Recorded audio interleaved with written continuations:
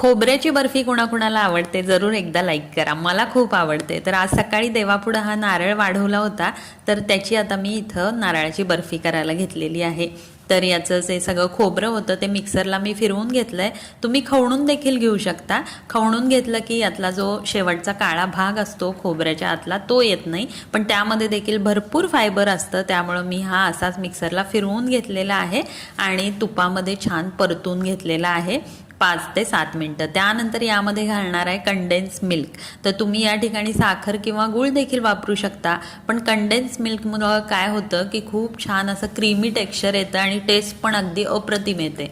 तर हे सगळं मिश्रण जे आहे ते आता मी इथं ताटलीला तूप लावून त्याच्यावरती पसरून घेतलं आहे आणि थोडंफार थंड झाल्यानंतर बर्फी सेट झाल्यानंतर इथं मी याच्या वड्या देखील कट करून घेतलेल्या आहेत. तर अगदी टेस्टी अशा या खोबऱ्याच्या वड्या नक्की करून बघा.